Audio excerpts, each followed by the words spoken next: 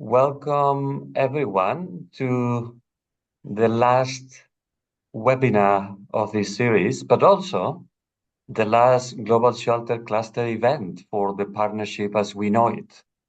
Um, the next one will be in a new cluster. And so we are really excited to do this today. And we're very grateful that you have showed up. This last webinar of the week and of the year and of the partnership is looking at shaping the new humanitarian cluster, looking at what we've learned over the past 20 years, but also what we've learned from the podcasts that we have recorded. We released the first one. I hope some of you have had a chance to listen to it. We will release the next 4 in the coming days. And also what we have learned from the webinars this week and from the survey that we launched a few weeks ago, and put all that learning together and discuss and co-create what comes next. So this is what we are doing today in the next 2 hours. Next slide, please. Just a little bit of like to listen to the webinar today in Spanish or English. Sorry, in English you just stay, but in Spanish or French, you have to click on the interpretation globe icon that you have at the bottom in the Zoom toolbar, or in the more icon, the 3 dots there. And you can choose your preferred language, French, Spanish, or English, or stay in the current channel in English, or in the non-interpreted channel. And if you want to hear only the interpreter and not a little voice in the background, you have to enable the mute original audio. You can also change the language anytime during the webinar. And if you do not see the icon, just leave and rejoin the webinar. It should appear there. Next slide, please. So we are recording the meeting. We will publish it on the Shelter Cluster website. We will today, exceptionally and different from the previous webinars, give everyone, not co-host, but panelist status. Panelist status in Zoom means that you will be able to open your cameras and you will be able to unmute. Now, this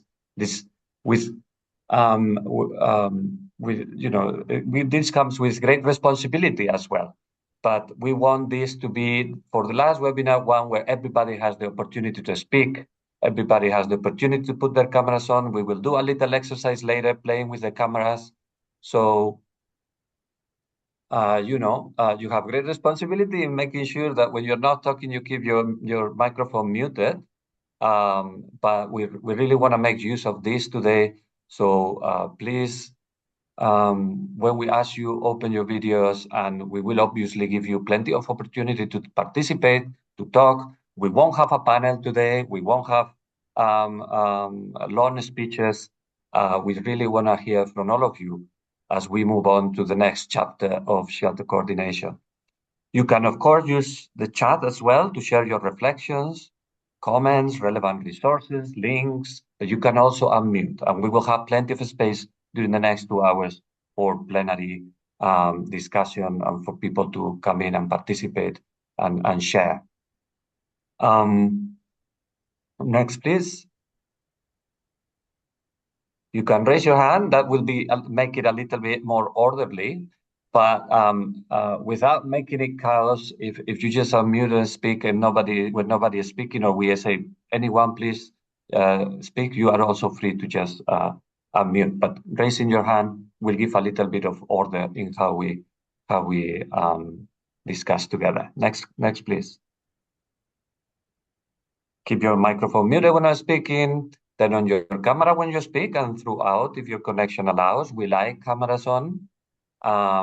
We might have some the speaker pin, but it's good to keep your cameras on and be mindful of time and keep your contributions concise. Yes, we want everybody to speak, and for that to be able to happen, you have to be straight to the point. Finally, a reminder, we sent a link yesterday. If somebody can put the link in the chat again, for our world famous Rufus Awards. So if you haven't made your nominations yet, you still have time to do it. We still have it open. We will close it, I think, at 1 p.m. We have many already in, many, many, many. So we're gonna have to be very, very quick. I think Leo and Marta will be hosting the Rufus Awards today. So we'll have to be very quick, but we want to be use this opportunity to recognize the institutions and the people that have supported the cluster for the last 20 years. Next, please.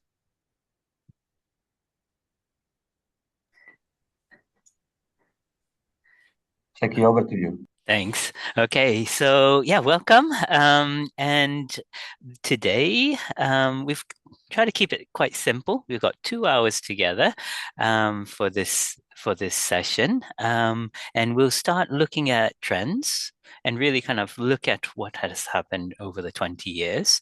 From that, we'll talk a bit about extracting the key lessons and really see how we take that forward. So again, this is going to be participatory. And then the second hour, we're going to have a look at the humanitarian reset, kind of a readout of what has happened, and then really to discuss what's coming next. I think then that would be moderated by Sue Webb, CARE International, and Mamin Sanja from the Global Shelter Cluster team. Then the last half an hour, we will have the Rufus Awards. So you have the link. So please start nominating or keep nominating. And the awards will be hosted by Martha Caldongo and Leo Dostos. So that's the agenda for today. And next slide, please. And as we get started, okay, so throughout today's session, we want you to keep thinking about, as we talk, as we discuss, what are the things we must keep from our experience of 20 years of Shelter Cluster? What are the things we should adapt and improve as we transform into the new structures? And what are things that you think we must change as we look into the future? So take your phones and the Menti, take a screenshot of that. If somebody could put the link onto the chat as well, some people might. Thanks, Sue. Use that. Keep that open as you discuss, as you think, as you've been thinking. Just take that Menti, and then we'll come back to it after after our initial discussions. Next slide, please. So, as we look 20 years of shelter cluster coordination, Pablo and I, we just kind of have a look at this diagram here. So you've got the birth of the cluster system in 2005, yeah, and we're 2025 at this moment. And you can see the numbers indicate the number of clusters activated in any point in time of that year. Pablo, what do you see?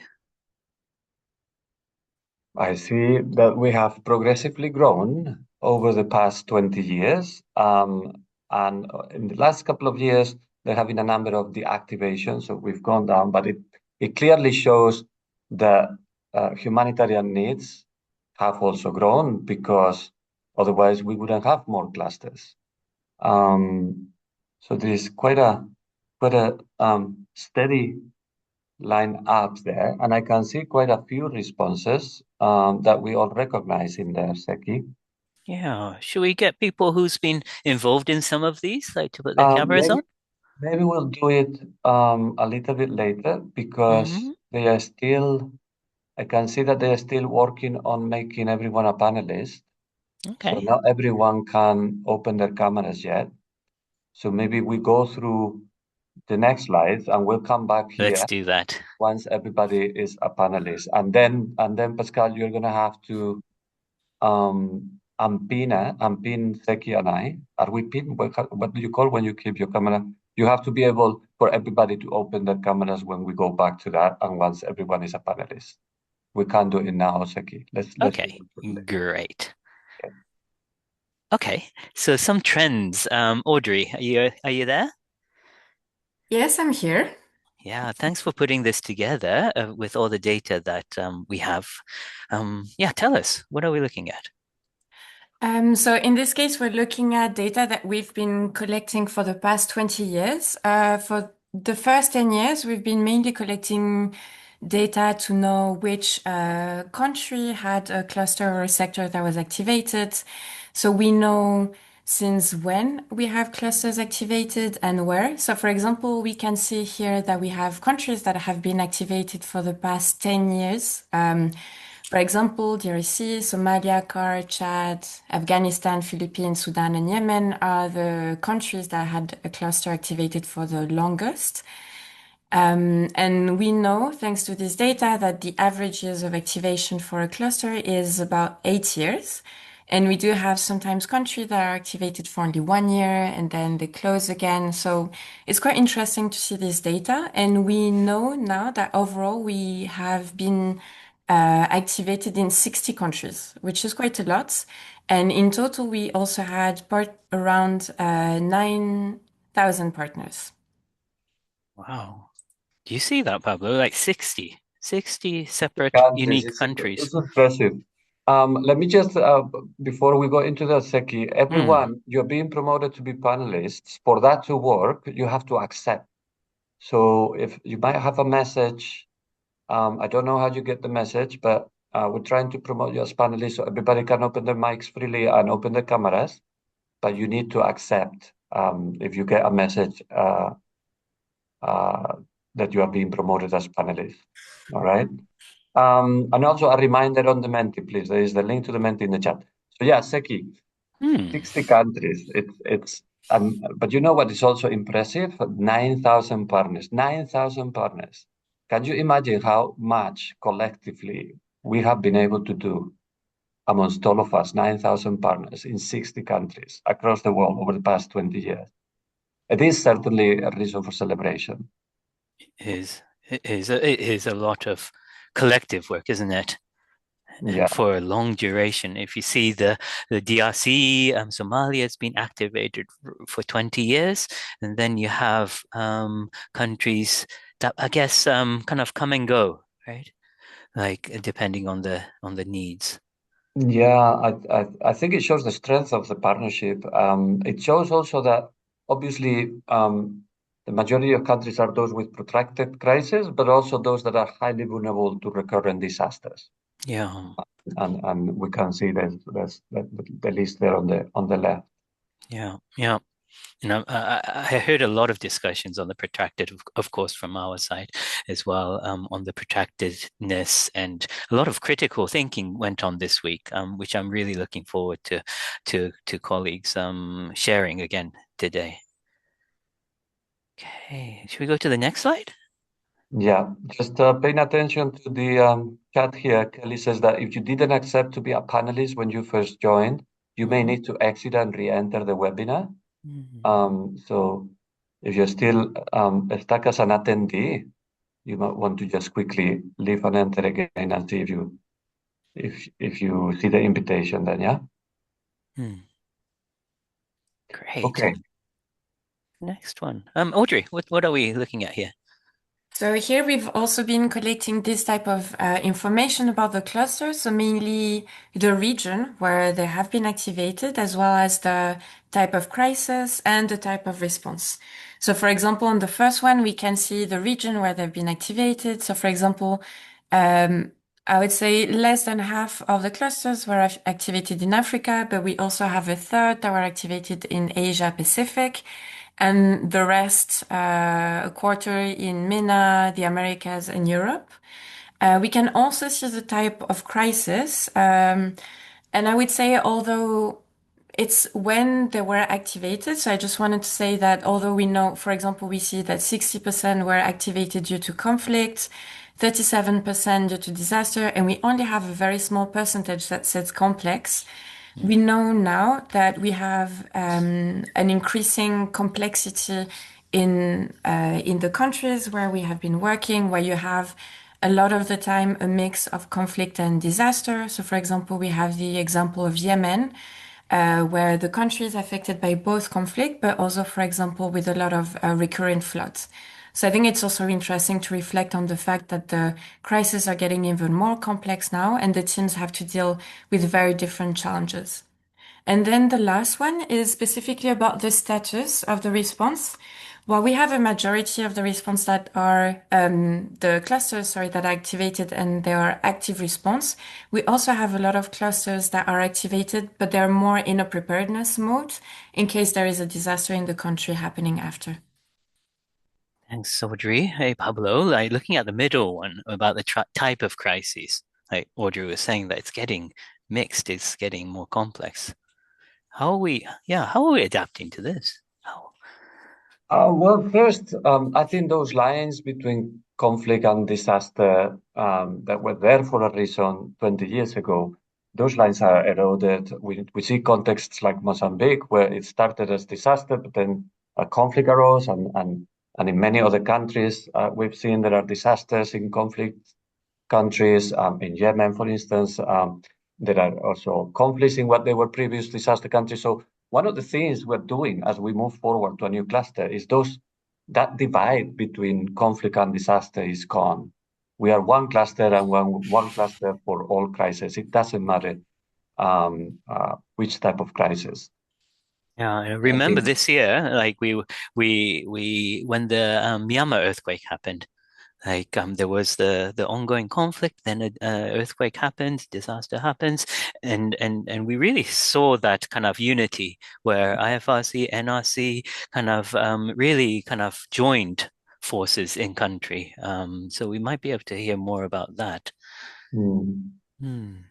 Um, Also, the last circle, response preparedness, we have many countries where the clusters are, responding to small, medium scale disasters that do not make the news, that do not trigger a humanitarian response plan, but they're still there Hmm. doing that every year and working on preparedness throughout the year, waiting for the next disaster season. Hmm. So, it helps have that continuity. Yeah. Okay. Before we move to the next slide, Hmm. Alberto Alcalde, Álvaro, Quique, Lisi, Tom Corsellis, please join. I can see you're still in the attendees list. Many more are. We Hmm. want to hear from you. To be able to hear from you, you need to become a I panelist. Now, see. you might have received an invite to become a panelist. If you can't see, you have to accept that invite. If you cannot see the invite, Irene, please, Joseph Ashman, we want to hear from you too. Everybody who's still on the attendee list, please accept the invite to become a panelist. And if you don't see it, maybe leave the webinar and join again. And maybe when you join, you'll see that prompt to accept to be a panelist. Otherwise, um, um, you might still be able to speak, but you have to we have to unmute you. You cannot unmute yourself. It makes it a little bit more complicated. Just a quick reminder for everyone still in the attendee list to accept an invite to become a panelist. All right, next slide, Zeki. Great. Audrey, go ahead. So in this slide, we're mainly showing the funding requirements that were done by all the shelter clusters, and this is since 2015, and the funding that is received. So overall, we can see that usually, in average, it's about a bit more than 30% of the funding that was received by countries, which is 8 billion in total since 2015. But we can see that there is still quite a big funding gap, about, I would say, almost around 70%.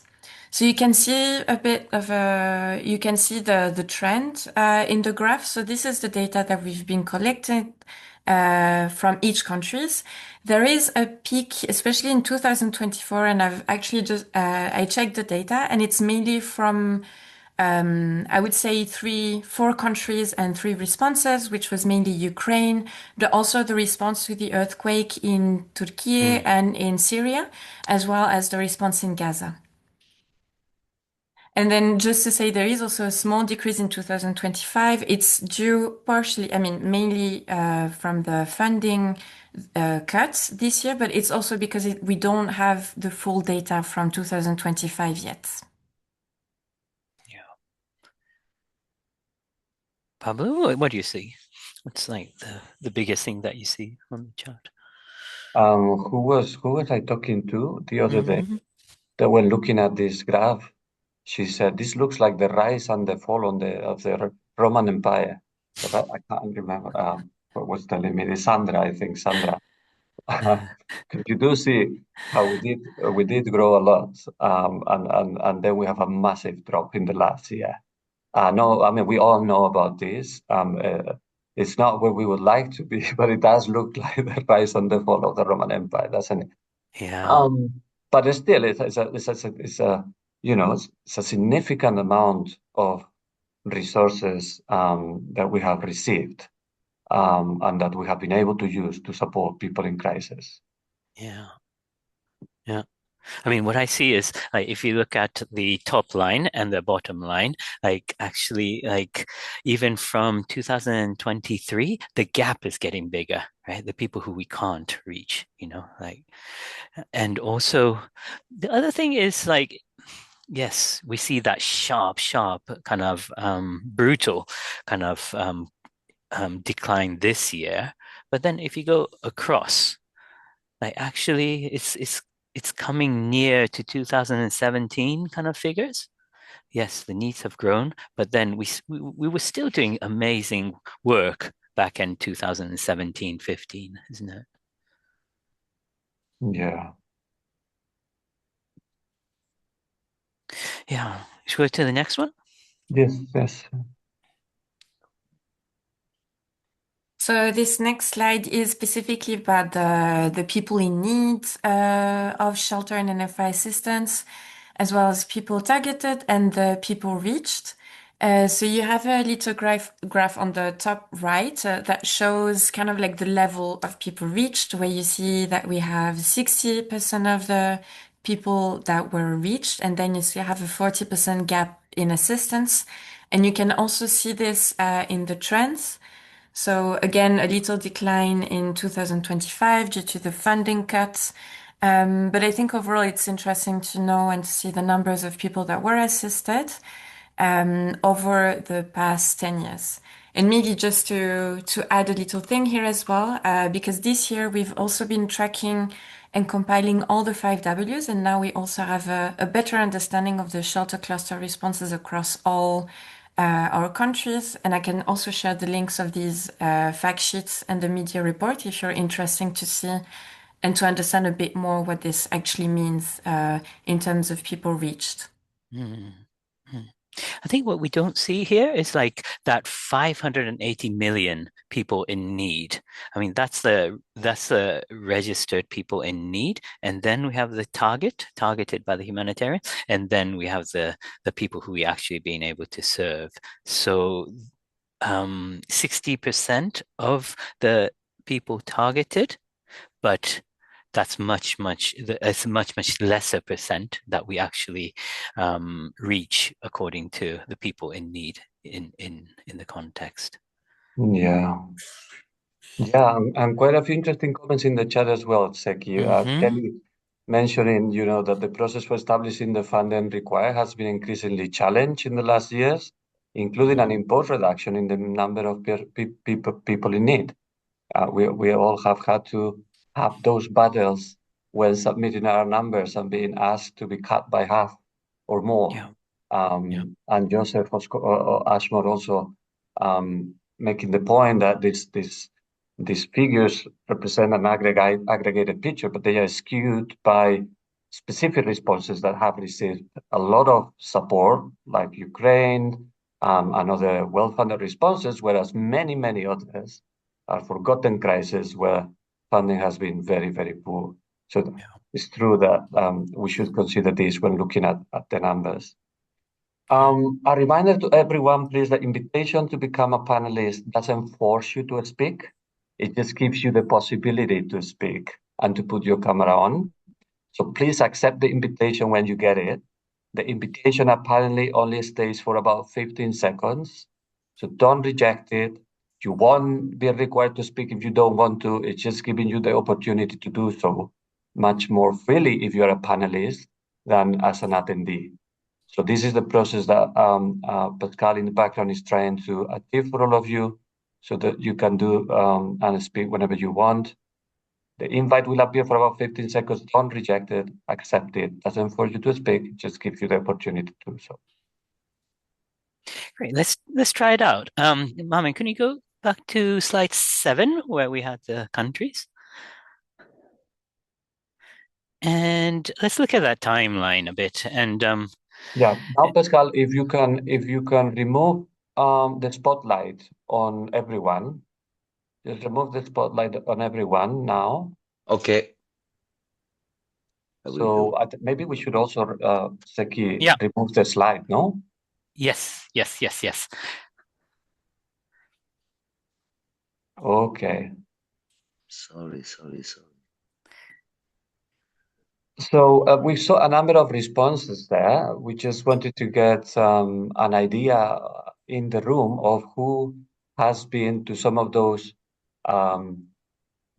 responses, starting with Pakistan in 2006. That was the first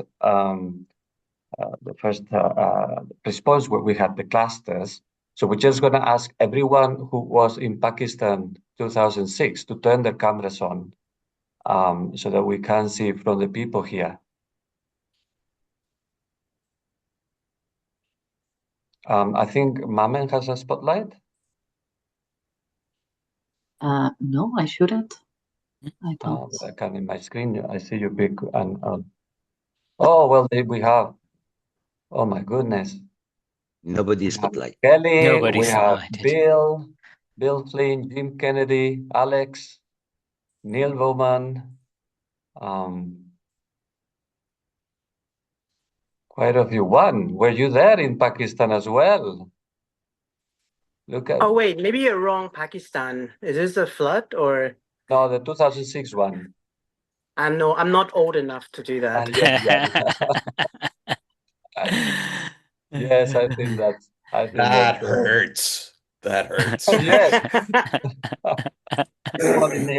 All right. Okay, Seki, what next response would you like to highlight? Let us go all the way to the current Ukraine, to the young generation, maybe. Who has been involved in the Ukraine response? Please put your cameras on.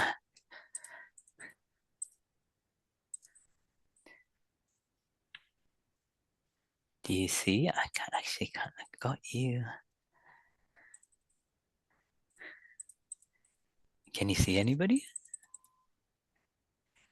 Rennie Yes, must be. Yes, Put I your can see on the up there we have Federico Rota, Phil Duloy, Phil, yeah. Oops, Jim I Kennedy. see it. I think Jim is gonna appear in all of them. This is what it is. Yeah. Now I see it. Nice. Sorry, Sevan. there is someone raising her hand. Alexandra. Oh yeah, go ahead. Yeah. I will promote you as panelist. Over to you, Alexandra.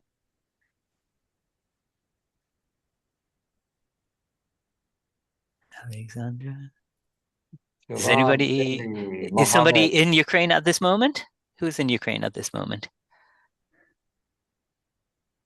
Just put your hand up. No? Alexandra Capella. Yes, I think, she has authorization to talk. Maman was in Ukraine, wasn't she? Cool. Okay. Okay. See if there is a way to have all of the cameras in the main screen, because I think it's the person talking that appears. So I have to see. I think if you do my view and gallery, it works. It's maybe my view. Okay. Go to everybody. Then you can see people in the. All right, in view, everybody. View. If you click the top right corner in view, you can put gallery and you can see everyone. Okay. Okay, next one. Well, let's go a little bit back again and let's look at who was in Haiti. The Haiti earthquake of 2010, the 2010 Haiti earthquake. Please turn your cameras on. Turn your cameras on if you were at the Haiti earthquake in 2010. I expect quite a few people. Now this I was old enough for. Yeah, you were old enough, Juan. You're old enough. I think I'm gonna tell here probably to Jean, Kelly, Joseph, and Neil to keep your cameras on throughout. You probably are gonna be in all of the ones that we're gonna mention anyway, and you two probably one. A few of you, we might have to just leave your cameras on throughout, but yeah. Oh, I thought I was only gonna put on camera if I was in the shelter cluster. No, it doesn't matter. In the response itself. In the Aye. response. It just shows too much the age, no? Like. Anyway, good to Okay. see everyone. Amazing. So should we go to the next one? Maybe Sudan and South Sudan. Kind of who's been to those responses? Sudan and South Sudan. Turn your cameras on if you've been to the Sudan, Yeah. South Sudan responses. There's Patrick. Hey. I'm so old. I went to Sudan before there were clusters, and we were doing area-based approaches in 2004. Wow, ahead of the time. Joseph, you're really old, man. Yeah. What were you doing So there, it's a Patrick? surprise to me when area-based approaches was a revelation now, but we were doing it before the cluster response. Yeah, you can just current response, Raul. It doesn't matter when in the timeline. If you have been to Sudan and South Sudan. Right. Okay. South Sudan, a lot. A lot of time there. Okay, let's try the first level 3 emergency, Typhoon Haiyan in the Philippines. Who was in the Typhoon Haiyan response in the Philippines? Turn your cameras on.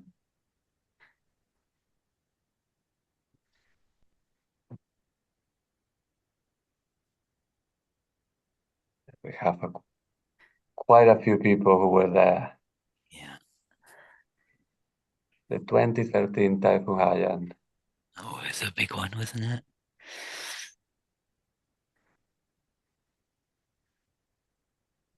So there's Lionel. There is Leo. Of course. Ever since. Yeah.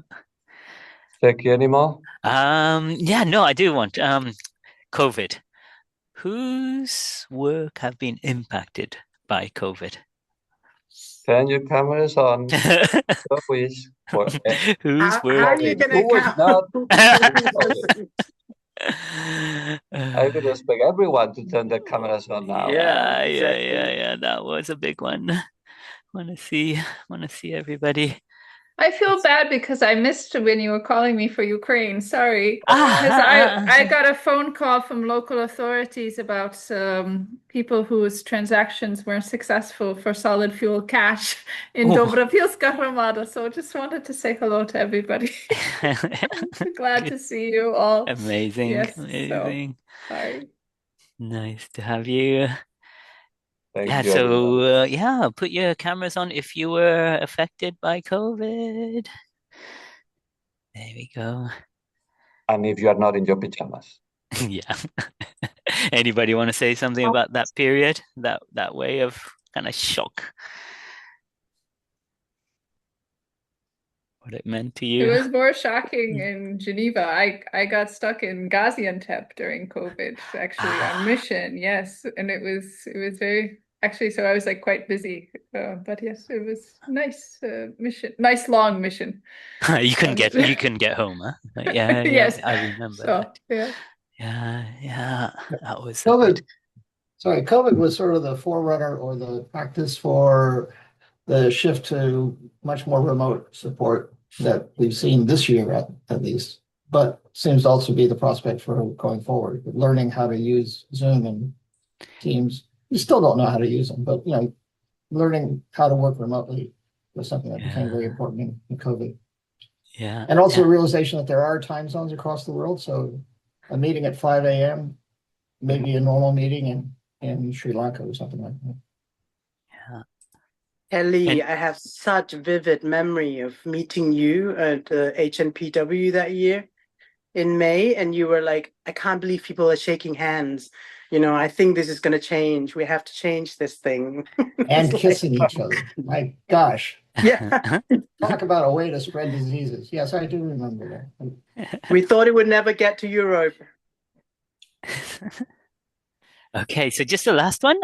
Would anybody like to highlight a response from your memories? The floor is yours.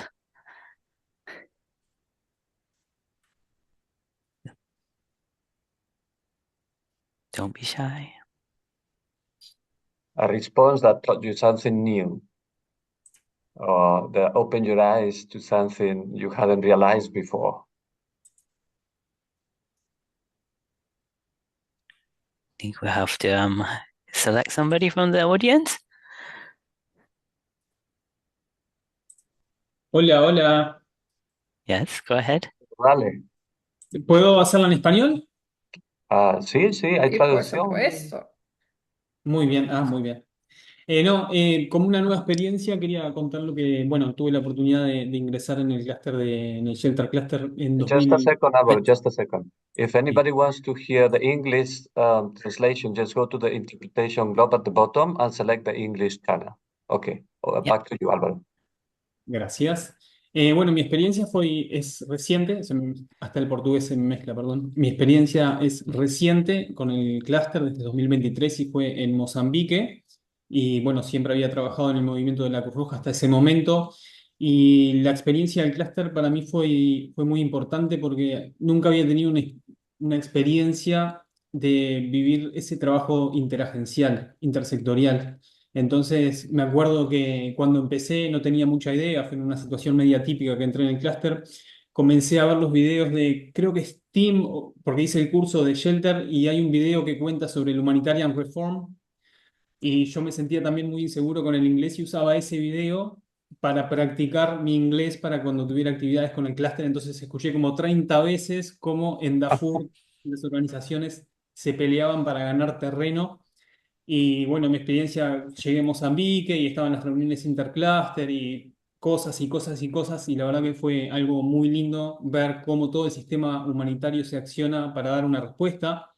Eh, y creo que otra experiencia que me marcó también, y se le agradezco al Shelter Cluster, fue cuando tuvimos la Shelter Week en 2024 y pudimos tener comunicación con personas que estaban en la franja de Gaza. Recuerdo un colega que manejaba un camión de World Vision y fue una sesión muy emocionante para todos y me hizo pensar muchas cosas, como a veces estamos en una comodidad y otras personas que están haciendo el mismo trabajo, cumpliendo los mismos objetivos, están en una situación diferente, pero eso no quiere decir que las personas más cómodas no estén trabajando para que aquellos que están en el campo tengan un mejor desarrollo de las operaciones. Entonces quería aprovechar a agradecer al clúster, a Pablo y a Seki por esta oportunidad tan linda que me dieron, que trajo tantas cosas buenas a mi vida, principalmente conocerlos a ustedes y vivir eso, ¿no? Lo que es realmente la comunidad humanitaria por un fin.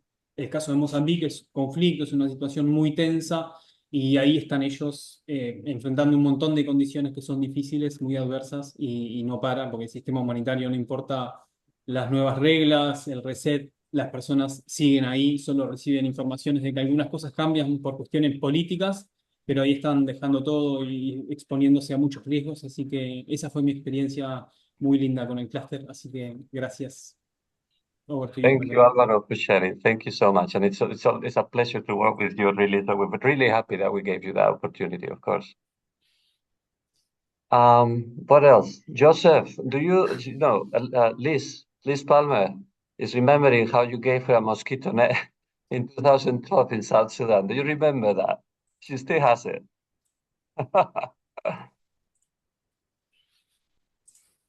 Within, Lizzie, I don't know if you can unmute, Liz, unmute yourself and chat because I'm just reading off the chat here, but might as well.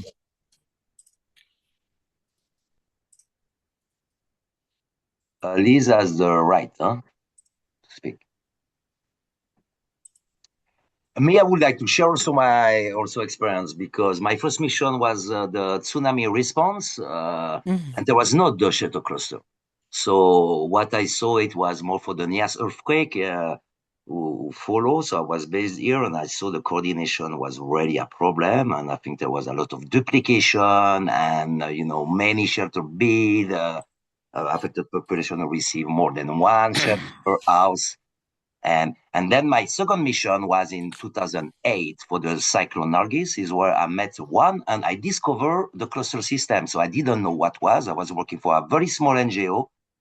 And so I just went to watch and to see all this cluster. And, it's very difficult even now still in Myanmar, but even in 2008, there was still the junta. So I don't know, I never been back to Myanmar, but it was complicated. So we couldn't access, the field. So that I saw already the advantage of the cluster system. So just I was attending all the cluster, the shelter cluster, I think there was the CCM cluster, livelihood, just to design the project for this NGO. And so that was my first experience also on the cluster world. Same as Alvaro, with my French also, but I learned English on the field. And so it was very interesting to see the coordination system, because even I was not able to go on the field, but just going to the meeting, I saw the advantage of the 3W. So just showing the map, and I saw that partner was not in this area. And then we just, okay, let's go in this area. And then we cover the full district, like 55 village in Myanmar. So not only shelter, but livelihood, DRR. And so that was my first experience also on the cluster system. Then after 2010, but that's only one. Thank you.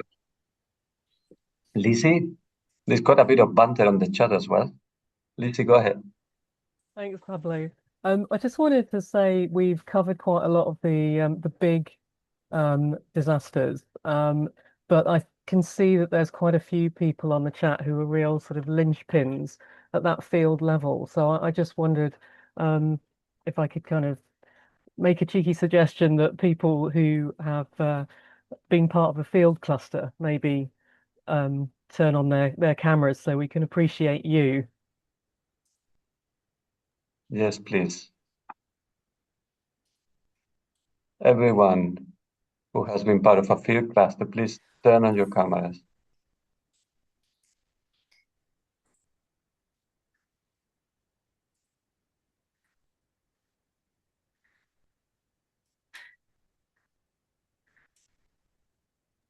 Because the big ones are sometimes easier, even though they might not seem like it. But the little ones, they don't get the funding. There's not necessarily the coordination. There's gaps in support. It's tough stuff.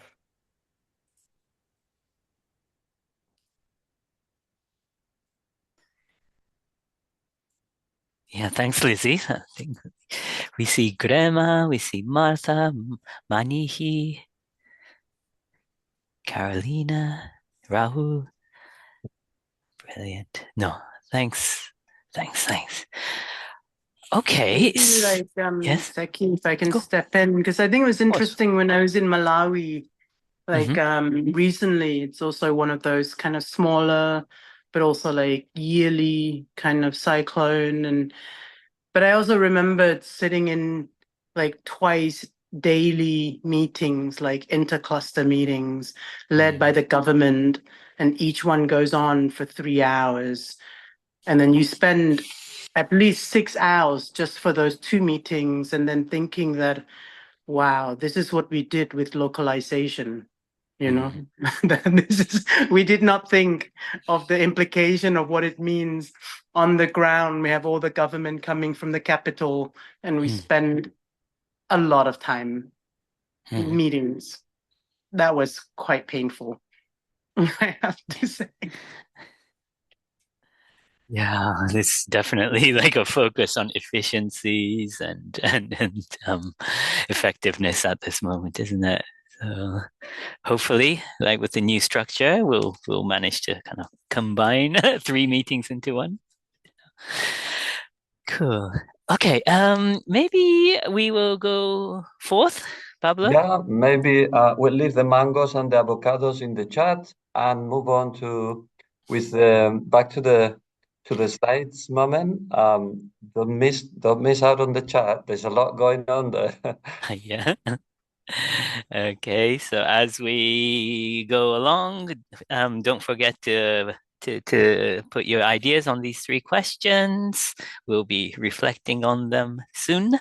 And before we do, we wanted to look into, I guess, the present for the future, a present for the future. Like, next slide, please. So this week we've had 4 sessions, 5 including this one, and then we have 5 podcast series that we recorded according to the different eras of the shelter cluster. We did a survey to collect lessons learned. Etc., right? So what we did was to combine them, analyze them, and just kind of pull out 5 key learnings for the future. And just wanted to bounce this off you and see if it makes sense, if there's anything that you want to add, if you want to give examples of this, or etc. Yeah, so keep your microphones, unmute your microphones as we go through it. So the first one, top one on the list, was that we must protect independent coordination and commit to the collect outcomes. So that means that national and subnational coordination should be assessed on the collective incomes, not about the agency's delivery, not about agency politics, and really to work with transparent prioritization. It got mentioned a little bit before about PIN numbers, prioritization, etc. And there's a lot of moving parts and different decision making occurring within the system, but vital that the cluster keeps that independence and really fights for that independence. Does that, I don't know, resonate to anybody? Do anybody want to come in?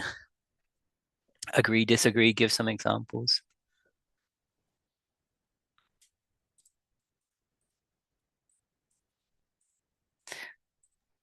Then maybe call on, I don't know, somebody. Hi. Yeah, go ahead. Hi, this is Leo from the Philippines. I think so for what I see now in the Philippines is that there's a move, we could see it, and we for this year, for this emergency, we feel that there was a strong move from the government to own up the coordination. But then side by side with the strong move of the government to own up the coordination, in a way also it tried to control how the cluster leads would move around and do coordination. I think coming up it's per se, I would see it as, for me as a coordinator, to see how to while protecting the independence of coordination, but also how to support the government and the systems when you see that they are also like trying to own up the system, trying to own up the coordination. So how to find that, to walk the fine line between balancing of enabling governments to provoke to in support of the humanitarian imperative, but at the same time also how we have to, as a guardians and as the coordinators, and also as the protector of the welfare and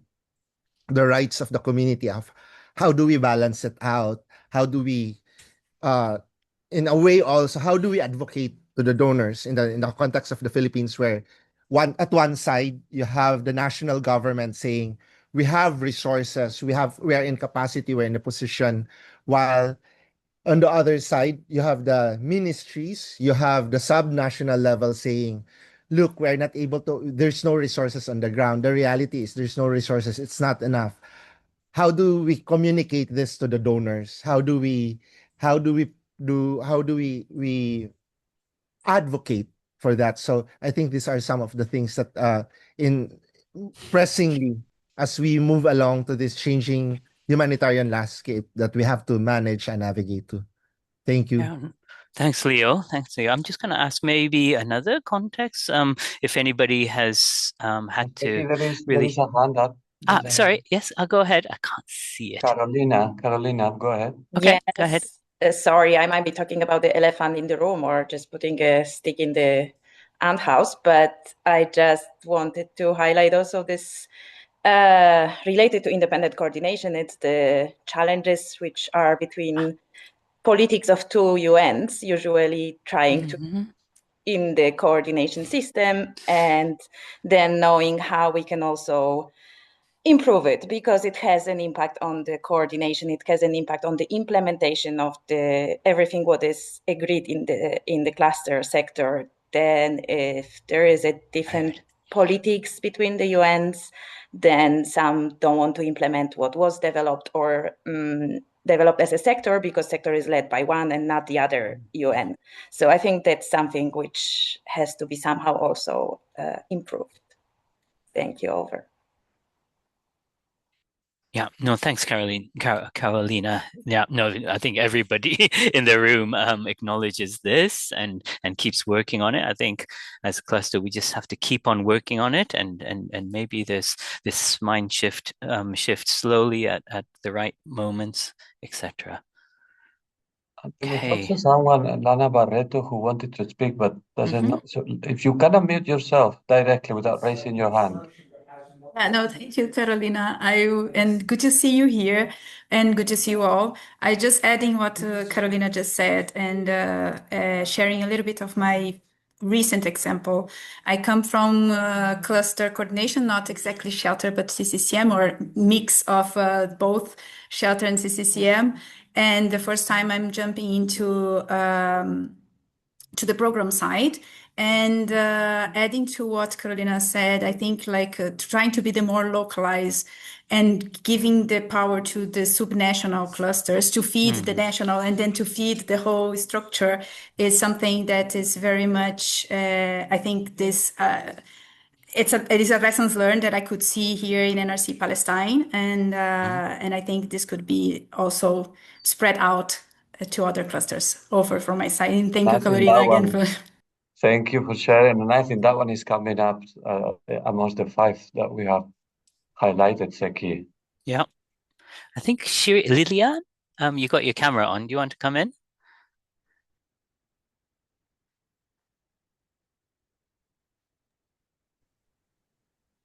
Yeah, go ahead. Yes, I just wanted to say something related to the ABC model in South Sudan. This resonates with us how we protect the independence of cluster coordination. I see now it has become mandatory, and we are seeing also the development partners leading the ABC, where the priorities now are heading toward this development. Everyone understands South Sudan is still in emergency, though we are trying to link to durable solutions. So when it comes to prioritizations being done at the subnational level, we see the area-based leaders taking more of, trying to fall into the direction of the agency, not looking at the needs. And you find like the shorter needs are not covered based on who is leading that kind of geographic the location in terms of the ABC, and if it's kind of development related, so the humanitarian needs are being overlooked. So this is kind of a risk to the humanitarian kind of response, at the same time to the cluster coordination model. Thank you. Over. Great, thanks, Lilian. And can we go to the next slide, because it came up as the second biggest learning for the future. Also, just a time check. We're reaching the first hour, so maybe we'll go a little faster over the next level. Yeah. Great. Okay, so the second one is walk the talk on localization and settlement area-based approaches. Move from the rhetoric to the reality. Really look at the financing models to local actors and set real targets for the pooled funding to allocate to local organizations. Make real commitment to shared leadership. The ERC's paper to the countries have said that the clusters should be co-led by national local entities together with the cluster lead agencies. So that kind of commitment has to come through. And yeah, the area-based hubs comes through now, which Joseph has started 20 years ago, and really plan for that handover right from the start, right? And how do you do that? And anybody want to kind of talk on this? You could put your hand up or put your camera on. Does that make sense as a task or a challenge for the future?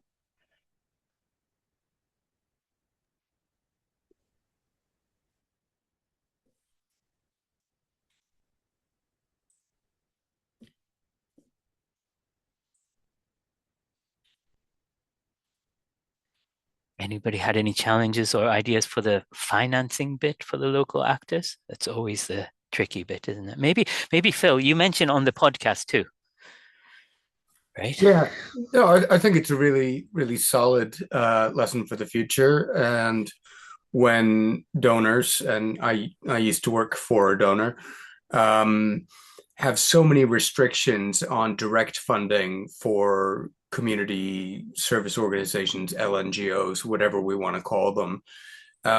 It's really incumbent upon cluster coordinators when dispersing like Flash and other and like country-based pooled funds and so on, having the ability to sort of own the risk and be able to disperse funds to smaller organizations. Yeah, I think it's really key as a coordinator to get to know those actors and to decide how to make the best use of those resources, which are sort of parsed out by OCHA.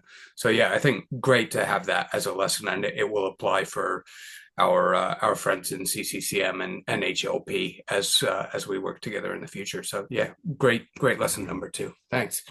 Great. And Eva, you want to come in, and then we'll move to the next. Yes, maybe just quickly, no? Like I think I like to see both together, no? To see localization and area-based approaches, no? Like also as a whole. And maybe, no, I think that what all of us, we think also, we've been working like for years on developing guidance, training, advocating for both, for localization and area-based approaches. So no, we hope probably to see more implementation and operationalization of this, no? But for that, obviously, we have to have like the time, the resources, and like a consistent approach. So yeah, just sharing these thoughts. Yeah, we have to make it happen. Francesca? Thank you for noticing I was switching on my camera. Yeah. I really like this. In the lesson for the future, I would add maybe just the capacity building, because I think, through 20 years of cluster, we have actually trained a lot of the local actors, and I want to think especially of municipalities and mayors, but also civil society organizations. And I think we have to also acknowledge that if before we were maybe coming in with a lot of resources and tending to be a bit of the caterpillar, right? We take the coordination, don't worry, we do everything. That's not anymore the situation. But then because of the new cluster has an expanded mandate, I think there will be even more chances to actually work out a lot better with the local authorities. Understanding that, of course, what Phil was saying in the chat is very important, making sure that people in need, will have also the rights, but we also have probably to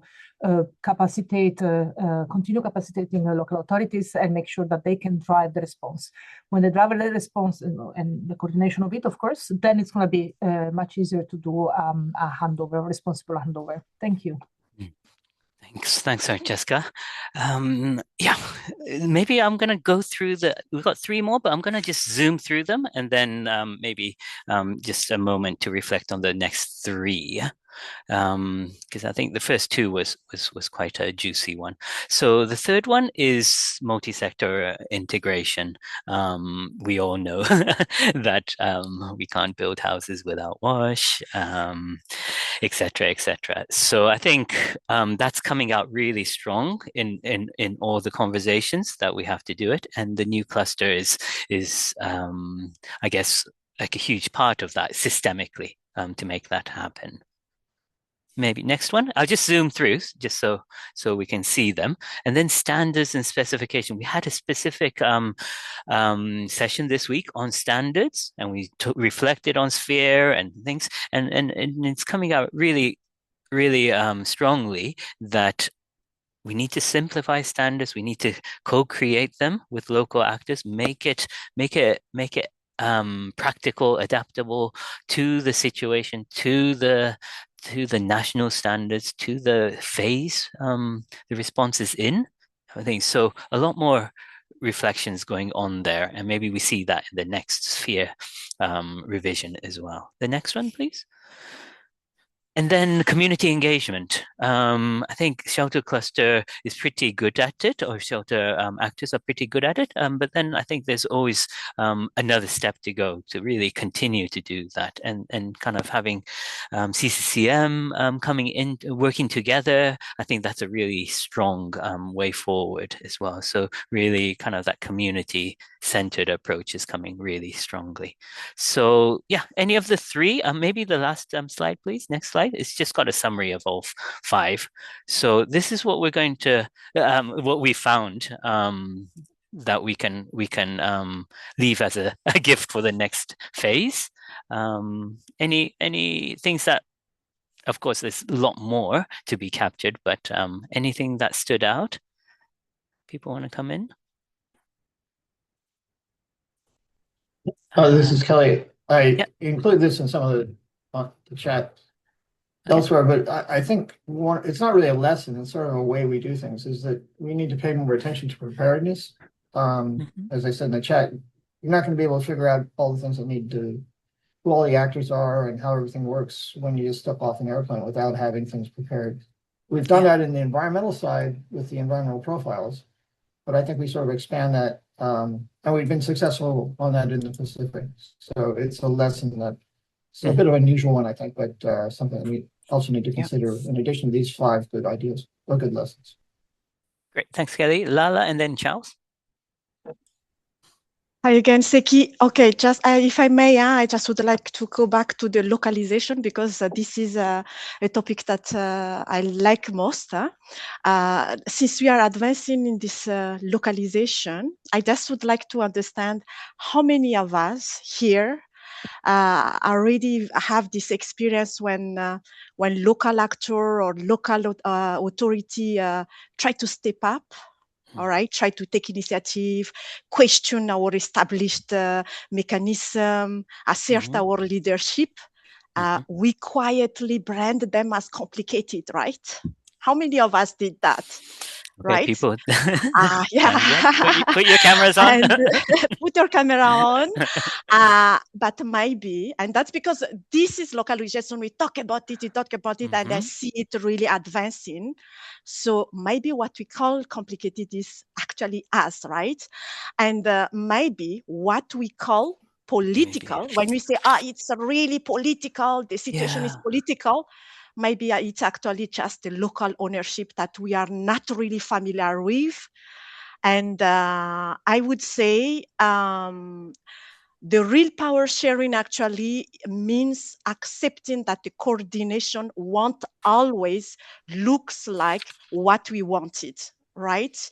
And that's not a threat at all. I think it's a beginning of something more authentic and more sustainable. So let's be open. I know last year like this, I say change is coming, but maybe this time I would say, let's be much more open. Thank you, Zeki. Thank you, Lala. Yes, let's all be more open. Thanks. That's really strong. Charles, and then Joseph. Yes, I'd just like to make a plea for good evidence gathering, which I think underpins all of these 5 key themes that are coming out. And if we can gather good evidence, we can make sure that we know what's working well, and we can make sure that we present very good evidence-based policy to the people that we need to influence. Thank you. Over. Thanks, Charles. And then last, Joseph. Yeah, it's kind of a question for other coordinators, actually, that we often say, well, let's work with local actors. But when you're busy, you as a coordinator, you're always super busy. And so there's also an economy of working with the largest players, because that's how you're going to have the largest impact on people. So I'd be interested to know how other people who've done coordination balance the interest in working with smaller, more diverse local partners. In a big crisis, you can have hundreds of them. from prioritizing, making sure the biggest actors are aligned, the government's aligned, and so the kind of the largest input, the largest scale output is done through theirs, which is, you know, your time in the day is limited. Be interested to know how people work through that. Okay, thanks everybody. If we go to the next slide, so these were the 5 things that came out through all these products. And then, of course, like just a reminder that the shelter projects, 12 key messages of good programming is always there. So don't forget about these. They're like evidence-based, I guess, Charles, coming back to your point. So I'm just going to move forward to the next part where we will share a little bit on the humanitarian reset. Before we do, just a reminder that the Rufus Awards nomination, you could nominate anybody who you want to recognize, which will be announced at the end of this session. So, yeah. So. Yeah, we're closing 110. We have already 40 nominations, so there are more than enough. But just if anybody wants to, you still have 2 minutes to do it. Yeah. And then it will close automatically. There is a time set, so it will just close. Okay, next slide, please. Thank you, Seki. And you know, Joseph's question to the coordinators, please feel free to input it in the chat.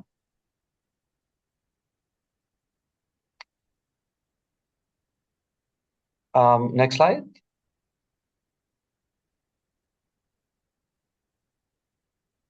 The humanitarian reset. I'll try to be brief. Basically, I'm gonna try and summarize in 5-10 minutes what we have gone through in the past year, and it's been a lot. And it all seemed to have started when a major donor decided to first suspend and then terminate all ongoing funding. That obviously triggered a major funding crisis.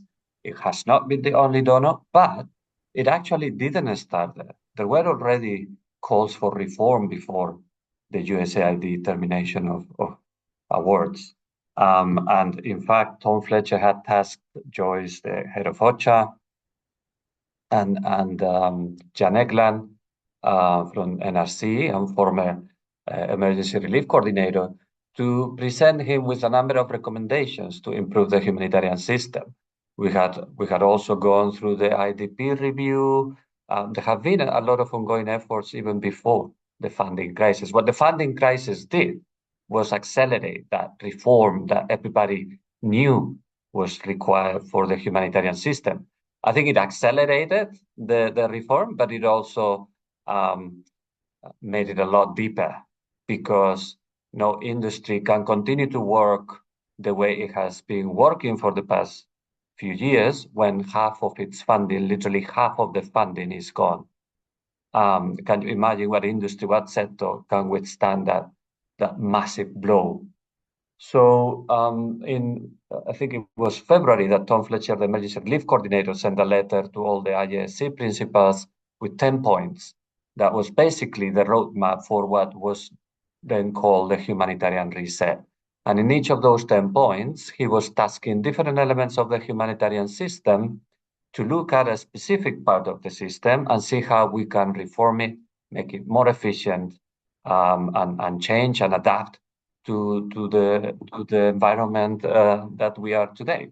Not only funding has changed, but also the nature of the crisis, how governments get involved, how the entire humanitarian system is working, and how it is working has changed since the last reform, which was really the transformative agenda in 2013, more than 10 years ago.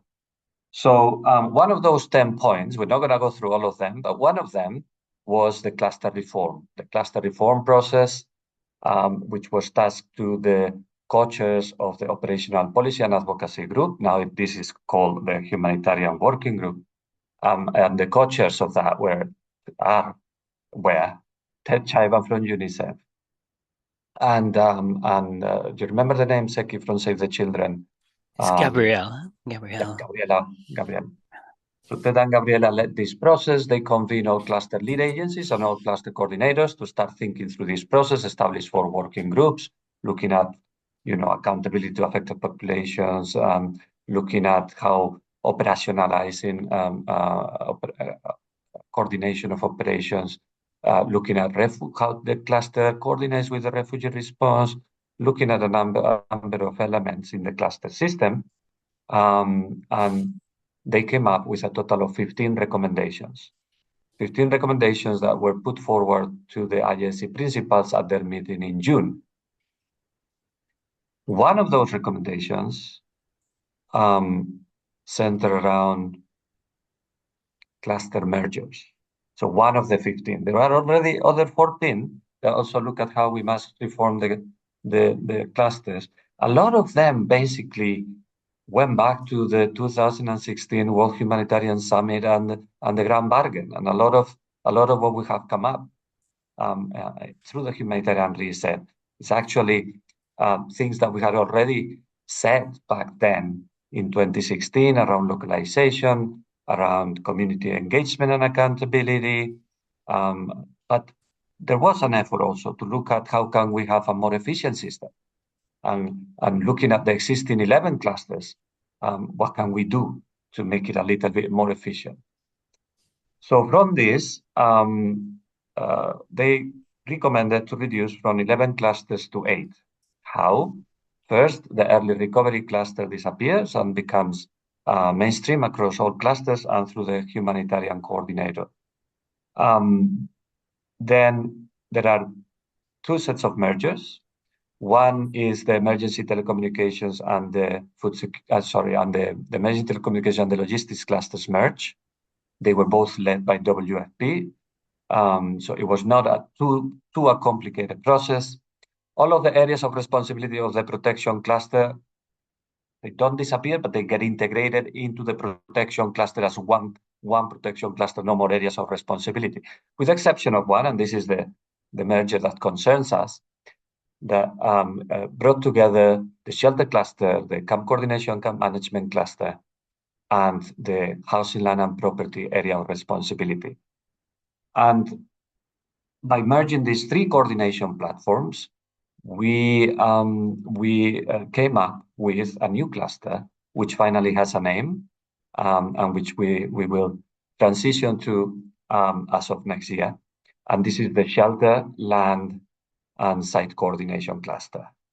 We're not disappearing, we're becoming bigger, stronger, and I think wiser as well, because we finally bring together all of the elements that answer to the question of where people affected by crisis live.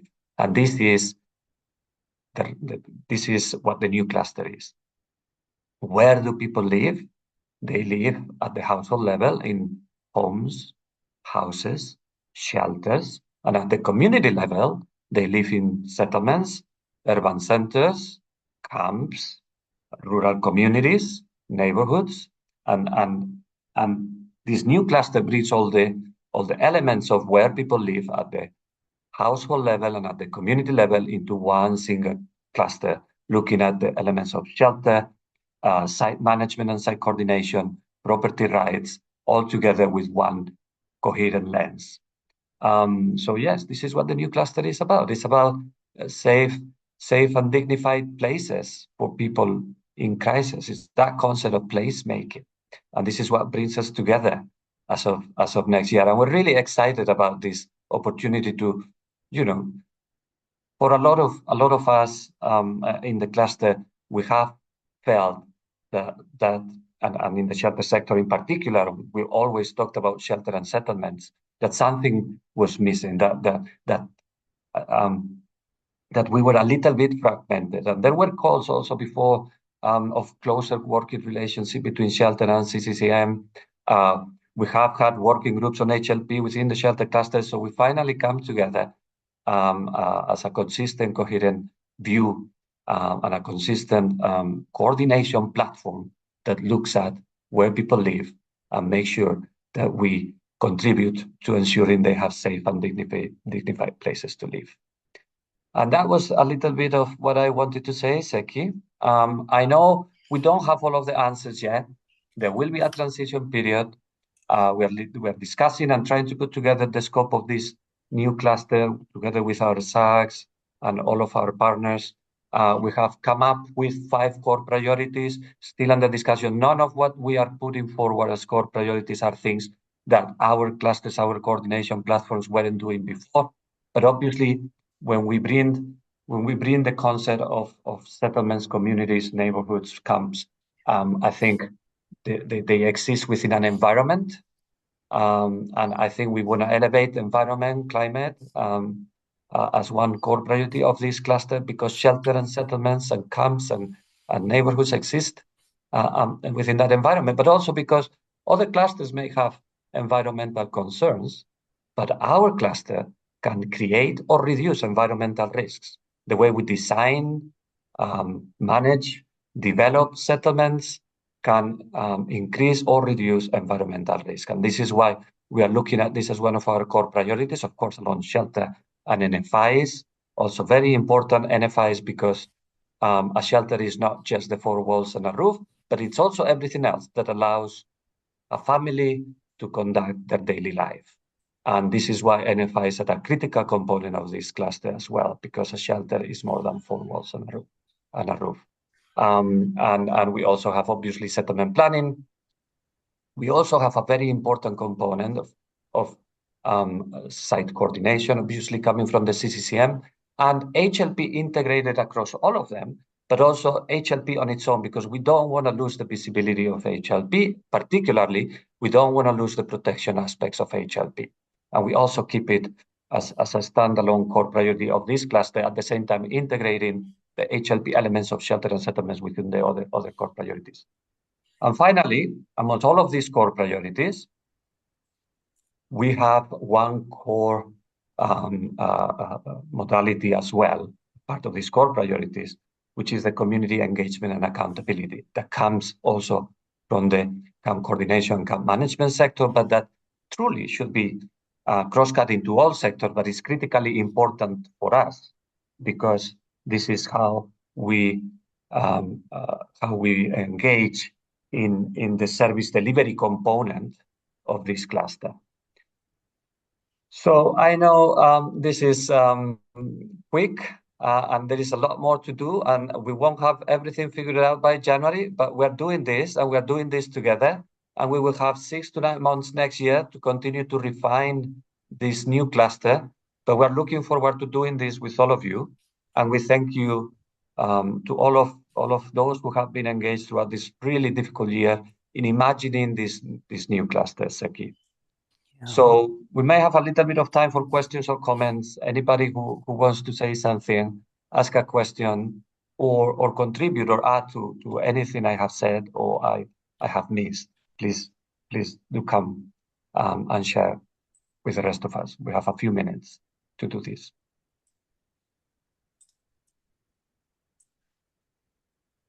Actually, I don't think we have a few minutes because we still have to do the event, Seki?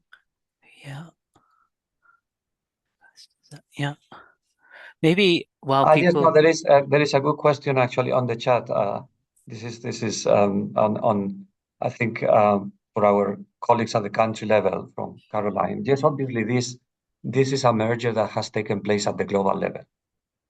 Now at the country level, one of the things that Reset has said is HCTs are free to decide the coordination architecture that best suit the context. So countries will decide which clusters, or even with clusters different even from the global level could be. But the countries, the HCTs will decide whether you merge or not at the country level. Whatever makes sense at the country level, whatever suits the context best is what the HCTs will decide. So yes, of course, there will be merge. In some countries we're already merged. There will be additional mergers at the country level, but others may decide to stay separate.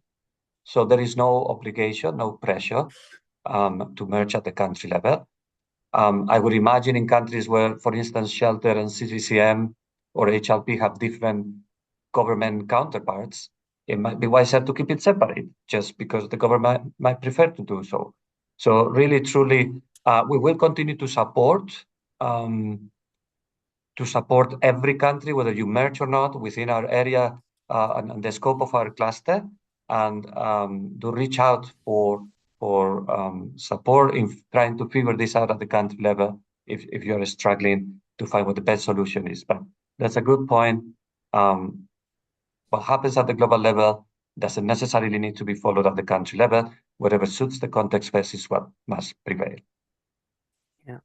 And before we hand over to Mamen and Sue to kind of animate the questions and the Menti, just from UNHCR side, I think there will be an adjustment period. The whole system, etc. We'll have to discuss and coordinate, etc. But I really feel that it is an opportunity. It's as Pablo said, like it's all about the place where people live and how can we support the recovery of people within that place. So I think it's a massive opportunity. I just wanted to share officially that, as you know, the UNHCR and IFRC has been co-leading the shelter cluster for the last 20 years. CCCM was led by UNHCR and IOM, HLP, NRC and UN Habitat, and many discussions have been happening. And from January next year, the new cluster at the global level will be led by IFRC and IOM. So our team at the global level from UNHCR side, the Global Shelter Cluster team will be disbanding in a way. We'll keep a few support team members, but the actual kind of section will be disbanding as of the 31st of December. So just to announce that formally, and maybe just an opportunity maybe for Francesca from UNHCR as a cluster lead agency to say a few words. Thank you, Seki. Thank you, Pablo, and thank you, everyone. So my message is going to be very short and sweet. That doesn't mean this change at the global level doesn't mean that UNHCR is no longer relevant or operating in the shelter sphere. On the contrary, we will continue remaining as strong as we can, given the necessary resources, and especially we will also continue the coordination at the country level, meaning where we are already coordinating, we will continue. I think, sitting for 4 years and a half in a global SAG, I also think sometimes we are kind of following too much our own processes, right? And then the field will have to do what is most practical, what is most efficient, and resource effective. So, of course, we will be available as UNHCR to answer questions from our cluster coordinators in the field or others that will reach out to us, and we will continue, of course, supporting the kind of transition at the global level, while my section will continue also delivering strong technical guidelines, contributing to the new cluster. So that's not a farewell for me, but I also want to thank Seki for having led the cluster from UNHCR side, and thank you so much for all your dedication, professionalism, Seki, and it is so nice to see all these hearts that are flying on the screen. I think this is a very small world, and we will remain a big family, and for sure paths will cross again. Thank you very much. Thank you. Thank you, Francesca, and thank you, Seki. Lots of love in the screen, as we can see, and lots of appreciation, of course. So we will now move on to just quickly look at the results of the Menti that we had open at the beginning of this webinar. So Sue, if you're ready, over to you. Sue Amamen, I think it was. Yeah, that's right. Sue, myself, I'm Sue Webb from CARE UK, and Mamen, who is sharing her screen right now. Thank you so much to everyone that submitted their ideas to the Menti. The ones that I've had a sneaky preview at, there's some really nice overlap with what Seki and Pablo were talking through, those 5 lessons learnt. So there's lots of things that sort of echo some of the points that were given there.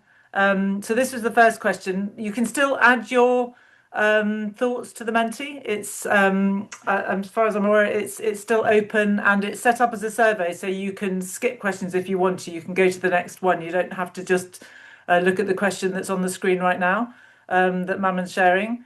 Maman, I mean, looking at these answers, I don't know what's sort of jumping out to you, but I like the things that we must keep. I think it's really lovely that there's lots of sort of positives that people want to keep from the global shelter cluster. I mean, one word from myself, I'm relatively new to the sector, unlike some of those people that put their cameras on early that have been there since 2004, etc. I'm quite new, and I feel that the global shelter cluster is sort of always been quite a collaborative, relatively small, friendly group of people. That's what I found being relatively new. So that's something that jumped out of some of those answers. Maman, what were the ones that caught your eye? Thank you. So I was also checking because we have more and more questions, more answers coming. But I really was checking, and I see several times adaptability and flexibility, and I think this is coming more and more. No, it's going to be more needed. It's absolutely a priority when we are working in emergencies, and I think it really reflects. The spirit of what has been before also the intention, no? To be very flexible and to adapt to the needs in the countries.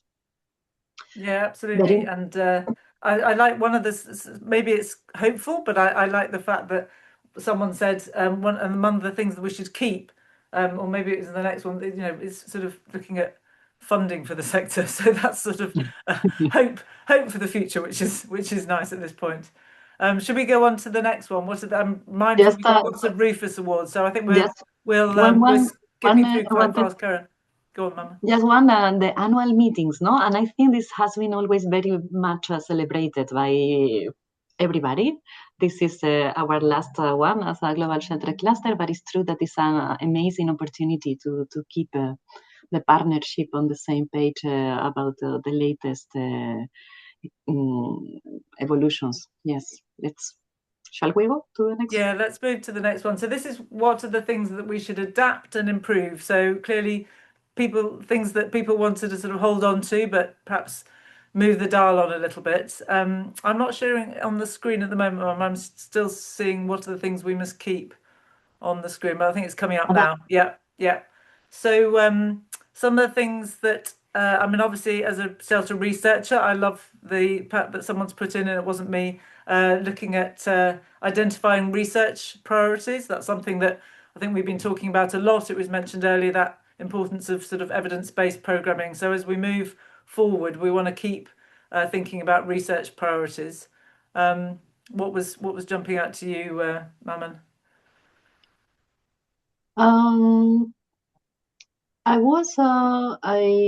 We've been talking about localization quite a lot. We have here a couple of comments: meaningful localization and engagement with local small organization. Yeah, and to that point, someone else put quite a strong answer. I think they said adapt leadership models to truly empower local actors, not just include, but equip and trust. So I think that very much sort of covers the points that people were making earlier about not just talking about localization, but really meaningful. I think that keeps coming up as an important theme. Accountability to affected communities, no? This adapt coordination to be more accountable to affected communities and not just to donors and headquarters. I don't know, maybe some of the colleagues that they have shared this information, they would like to comment on the topics. Or if not, that's fine, we can continue. Yeah, particularly as we want to get to the Rufus Awards, which is the highlight. Yes, exactly. of every global meeting. Yeah, so perhaps we should move to the next question. What are the things that must change?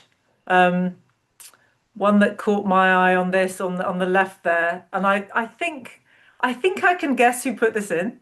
I may be wrong, but I love the comment being the tarpaulin fairy.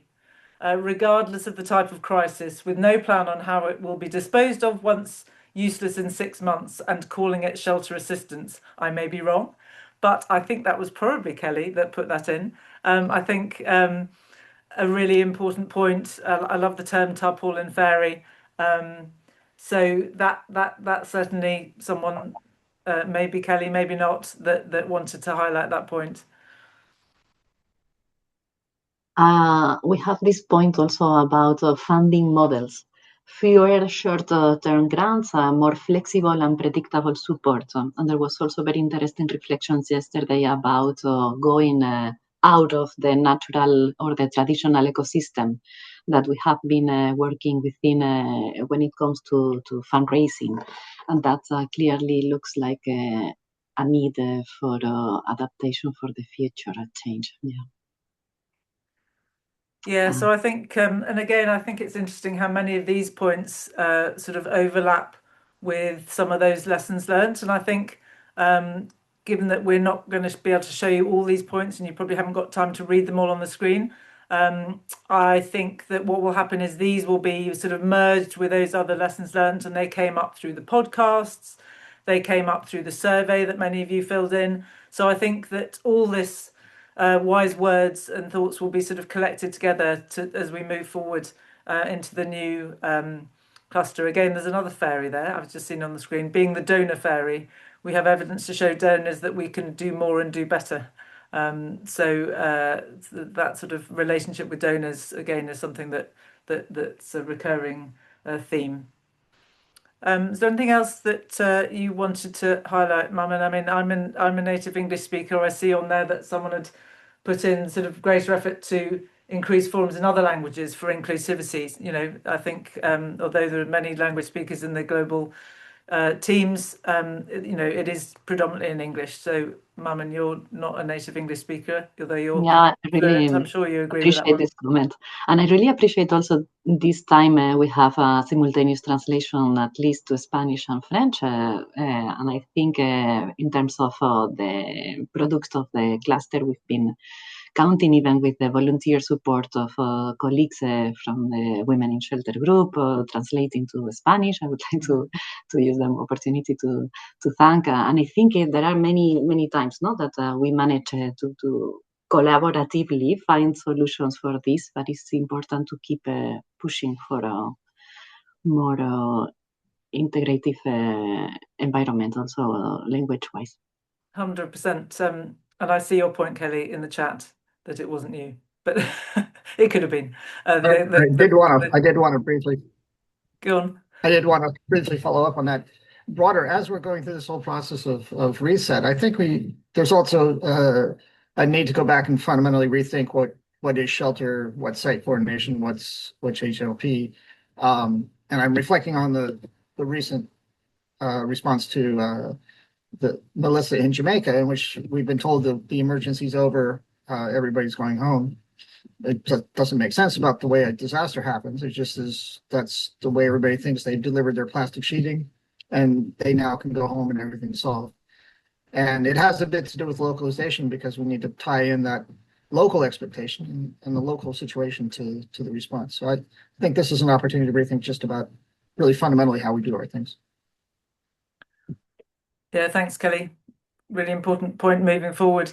So, Maman, should we go to the last? As I say, we'll collect together those responses. This was the final Menti question where people were asked to put a word or phrase that we want future coordinators to remember from this 20-year journey that we've been sort of reflecting on and celebrating today.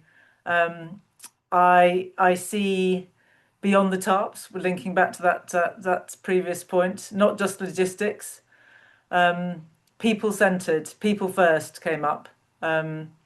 Housing's obviously got quite a few people, more than people responding to the sort of the point about housing, feeling that that's sort of central. I imagine people are using the word housing rather than shelter deliberately, because they're sort of wanting to reflect on that sort of homes side. What else, Mammon, that Principled action. I really like it because I think more than ever with the situation that we are going through and the humanitarian crisis that unfortunately are worsening, this is more and more important to keep as humanitarian workers always present for us, of course. Yeah, so thank you so much for everyone that's inputted into the Menti. I'm pretty sure you can continue to do that. Interestingly, localize. I don't know if that's one person putting localize in lots of times or lots of you simultaneously putting in localize, but to me, that's something that's come through very, very strongly throughout this whole webinar and indeed the ones earlier in the week as well. So that is something that everyone needs to keep pushing on. And I know that also I can see Kelly just put a comment in the chat as well about diaspora communities. So anything more from you, Maman, or should we move? Because I know that there's lots of Rufus Awards, and I think you're going to be looking at there's a separate slide. I think behind the scenes, I can't remember who it was, but behind the scenes, someone's been busily entering the nominations for the Rufus Awards. Thank you, Sue, and thank you, Mamen, and please keep on. I mean, it's incredible, Seki, the amount of knowledge that we have gathered over the past couple of weeks, through the webinars, through the podcast, through the survey, through this Menti. There is so much knowledge that we have gathered, and there is so much knowledge in the room right now. If we add the numbers of years of experience in the room, we have hundreds of years of experience that have come together to bring this gift to the next chapter of humanitarian coordination. So we're going to collect all of this, and we're going to make it in a readable format, and we are going to make it easy for the eye, and we're going to publish it because this knowledge should not be lost, and we should build on this knowledge as we move to the next phase of humanitarian coordination for our sector. So thank you to everyone who has contributed to this. Now, no global shelter cluster meeting would be a global shelter cluster meeting without our famous Rufus Awards, the opportunity to pay tribute to the heroes in our sector. And this year, we have asked our very own heroes, Marta and Leo, to host the Rufus Award ceremony.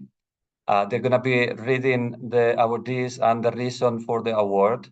So over to you, Marta and Leo.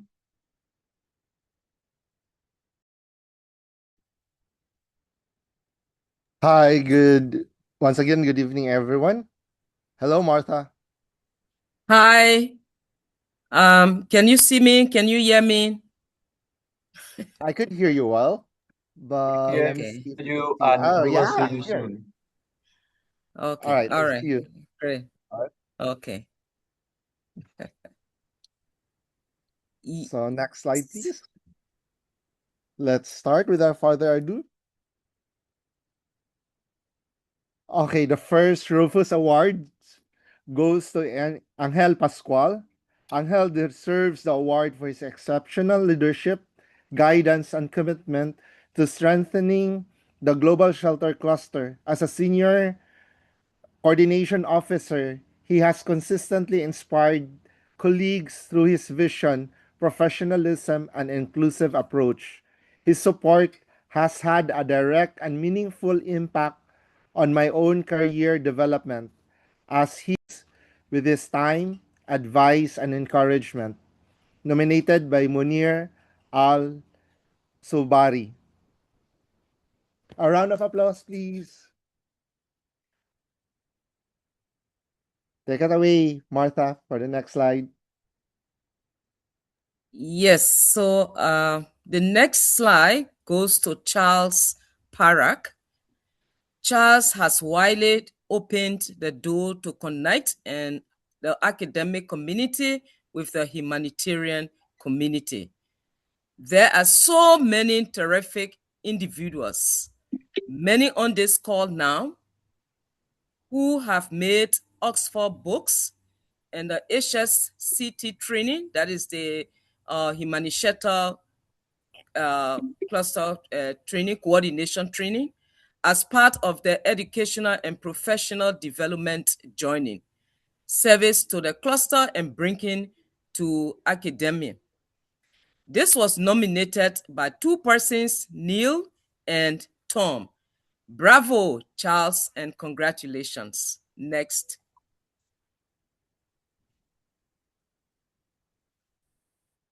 So the next award goes to Ella Serdarulo. Ella is an upbeat humanitarian with a contagious commitment to the shelter clause. Carried the GSC vision forward for almost 8 years with a genuine and caring empathy, along with a strong and marvelous temperament. Nominated by Anonymous. Next slide, please. Yes. So the next slide is Francisco Montario. He is a true mentor, an excellent guide, and always maintains a positive attitude. There is so much to learn from him, and the nomination was by Zahiru Alam. Bravo, Francisco. Congratulations. Next.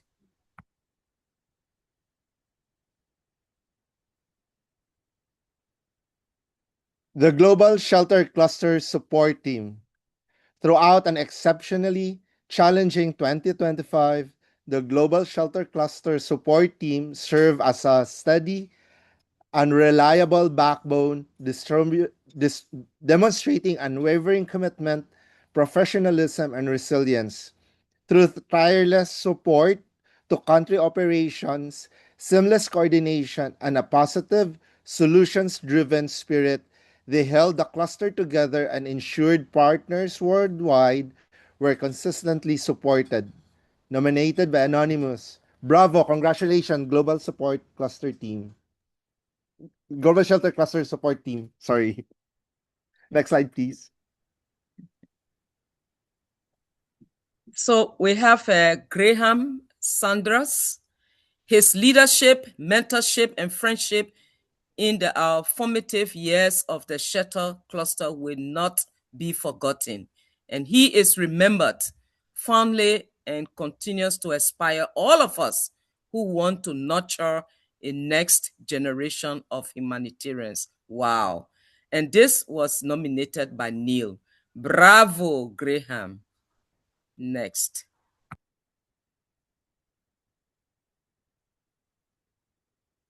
Grobo de Talamvili Environment in DRC. Julian Diviet of Reach. Neville Mombrere for ARCCEC.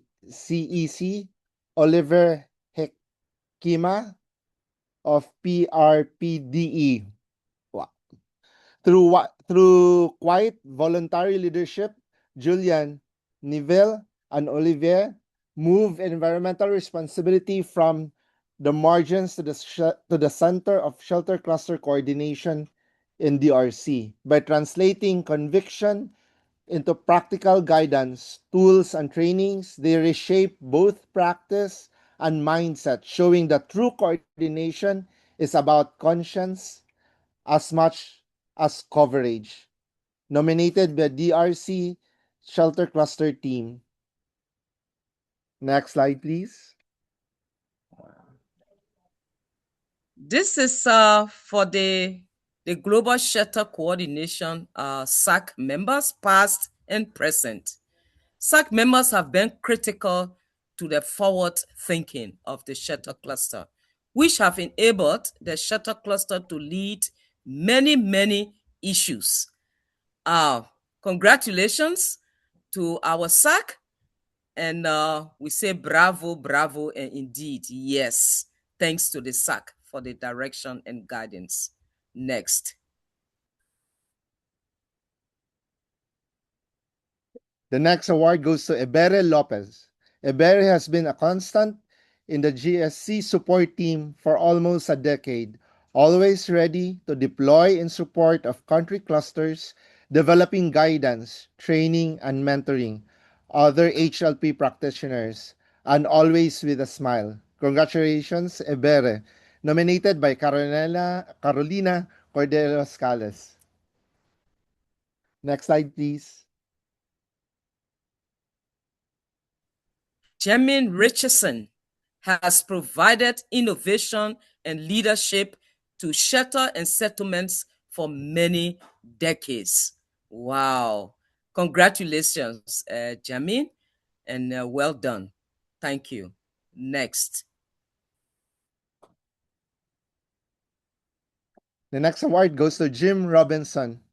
As the co-coordinator of the Global HLP AOR, Dr. Robinson is a stalwart supporter of people's rights in tenure security.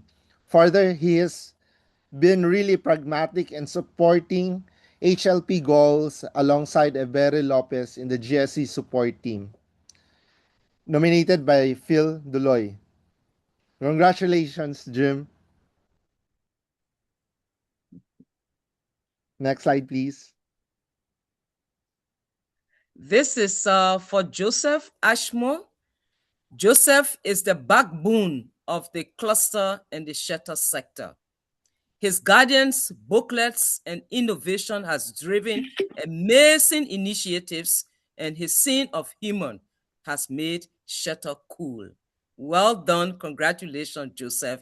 And this is from Liz Palmer. Next. The next award goes to Charles Kelly.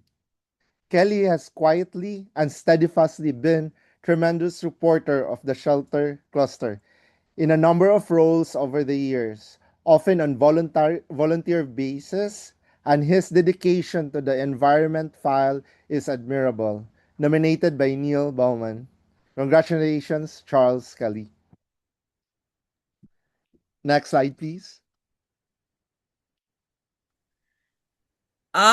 We had Demtrico, who started, my God, have mercy on me, has been a cornerstone of the shelter cluster in Ukraine for over a decade, providing trusted local leadership and steering the shelter NFI's response during the unprecedented full-scale invasion in 2022. He played a pivotal role in implementing the innovative SIDAR database, significantly improving address-level coordination amongst authorities, partners, and affected communities. Well done, Detrico. I'm sorry for that pronunciation of your name, but congratulations, and this is excellent. And this, he was nominated by Max. Next. Oh, I'm reading my own award. This is for Leo, for his unwavering commitment. Maybe I read never-ending for you, energy. Leo. Let me read for you, Leo. Leo, for his unwavering commitment, never-ending energy. Yes, I know that. And charismatic coordination skills. Congratulations, Leo. Well done. We go to the next. The next award is for Ms. Lomoro Constantino Solomon.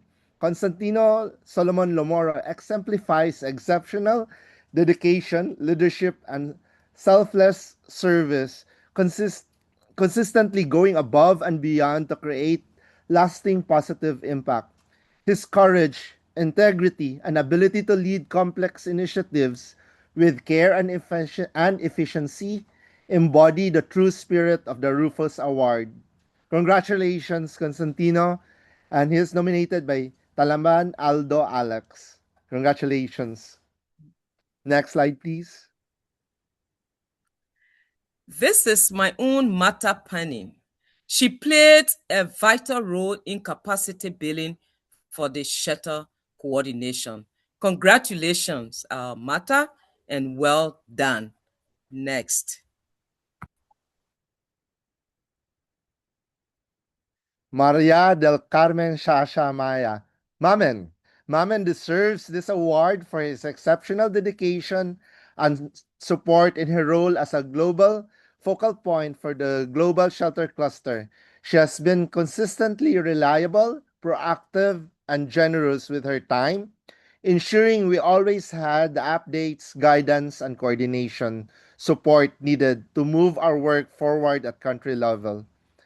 Nominated by Munir Al Subari. Congratulations. Bravo, Mamen. Next slide, please. We have Monk Nguyen Sam. Monk Nguyen Sam has demonstrated over a decade of exceptional commitment in the water and habitat field, leading life-saving projects that improved water access, hygiene, and community resilience in crisis-affected areas. Through trusted leadership in major emergencies, capacity building, and high-quality project delivery, his professionalism, integrity, and compassion have made lasting positive impacts on vulnerable communities. Wow! Congratulations, Monk. And this was done by Monk himself. And just to say that we recognize this work, not only you, but I think all of us from the global cluster and as well as the country level cluster recognize your work. Yeah, I think it was Congratulations. just a mistake in the form and a confusion with the nominative name. Well done. Okay, thank you. Okay, next. Next slide. Munir Al Subari. Congratulations. The next award goes to Munir Al Subari. Munir exemplifies outstanding leadership as a shelter cluster coordinator, combining strong technical expertise, strategic vision, and calm, inclusive leadership in highly complex humanitarian contexts. Through his ability to align diverse stakeholders, communicate with clarity, and drive coordinated, evidence based action, he has consistently strengthened shelter responses and improved outcomes for affected communities. Nominated 7 times by John, Ali, YFCA, and other 4 anonymous. Congratulations, Munir. Bravo. Well done Next from our slide, side, Munir. Congratulations. We have Mohammed Hashim Nazir. Mohammed has been crucial in the work of the Shelter Cluster Afghanistan. Yes, I can attest to that. He has supported partners through very difficult changes, disasters, and transitions. A rising start in the coordination world. Congratulations, Mohammed. And he's nominated by Caroline. Bravo, bravo. Bravo. Next. The next award goes to Pablo and Siki. Sorry, Siki. For their amazing leadership as we celebrate 20 years of the cluster. I know it's been a tough time for all with all the reset transition. Nominated by the Anonymous, but congratulations, Pablo and Seki.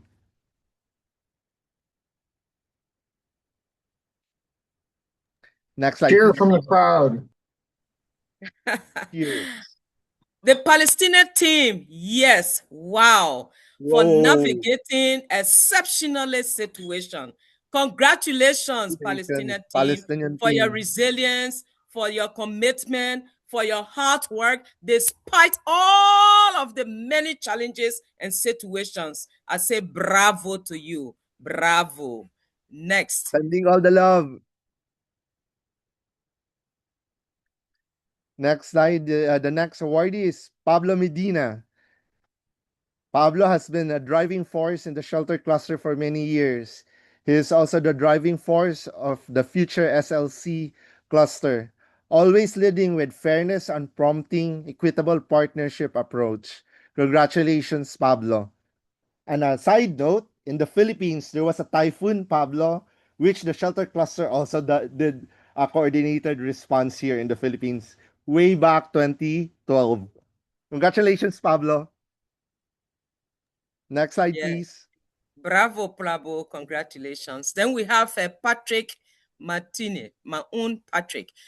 Mr. Patrick's leadership in the shelter sector has profoundly shaped the response in Syria, while empowering local actors to meaningfully engage, learn, and contribute, even in the most challenging contexts. Through inclusive systems, personal commitment, and a clear focus on those most often overlooked, he has strengthened both the sector's impact and the voices of communities and organizations on the ground. Wow, congratulations, my own dear brother Patrick. And this was nominated by Zakaria I. Farouk. Thank you. Next. The next award goes to Robbie Dodds for his unwavering support to country cluster coordinators in the Asia Pacific region. Congratulations, Robbie. Next slide, please. Yeah. The SDC. SDC's unwavering support during the year of severe funding constraints kept the global shelter cluster operational and enabled a stable, dignified transition into its next phase. As a true partner championing localization, BBB, Building Back Better, and technical excellence, SDC's loyalty and leadership ensured continuity, coordination, and optimism when it matters most. Congratulations, SDC. Please continue. And this was nominated by the Global Shelter Cluster and IFRC. Please continue the funding. Please continue the support. We still need you. Thank you and congratulations. Next. The next slide is for Seki. The next award is for Seki Hirano, humble and tireless coordinator, a talented person with a deep desire to do well, found themselves in a complex situation shortly after arriving at the Geneva office. I can imagine it wasn't an easy situation, but there couldn't have been a better candidate to promote a worthwhile path to follow. Congratulations, Seki, nominated by Luca Giluhai. Sorry if I mispronounced the family name, and an anonymous. Congratulations, Seki. Bravo. Yes, congratulations, Saki. When Saki came into the cluster, I remembered him from the Fierce Standards. I said, oh, I remembered him, the man who led the Fierce Standards. Congratulations. Next. Tom Casillas, he has dedicated his life for the shelter sector and have brought up a huge portion of the sector's capacity through his mentorship and internships. Congratulations, Tom. Well done. Congratulations, Tom. Next. Next slide, please. United Nations High Commission for the Refugees, UNHCR, is the next recipient of the award. For 2 decades, UNHCR has provided steadfast leadership to the Global Shelter Cluster, guiding the partnership through crisis, reforms, and evolving coordination challenges with professionalism and a strong spirit of collaboration. Through setting shared standards, strengthening national coordination, and mentoring generations of coordinators, UNHCR has helped deliver safer and more dignified shelter to millions of people in crisis. Nominated by Pablo Medina and the IFRC network. Congratulations, UNHCR. Merci beaucoup, HCR. Next. UNHCR Global Shelter Cluster Team, past and present. UNHCR Global Team have been co-leading for last 20 years. Much progress has been made through organizational and personal contributions. Congratulations, UNHCR Global Team, and thank you so much for your leadership and everything. Thank you. Bravo. Next.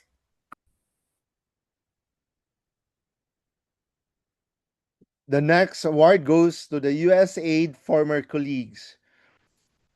For 2 decades, our former USAID colleagues have been indispensable partners of the Global Shelter Cluster, providing incisive technical guidance, principled challenge, and unwavering support. Their leadership, collaboration, and commitment have consistently strengthened our work and improved shelter and settlements response for people in crisis.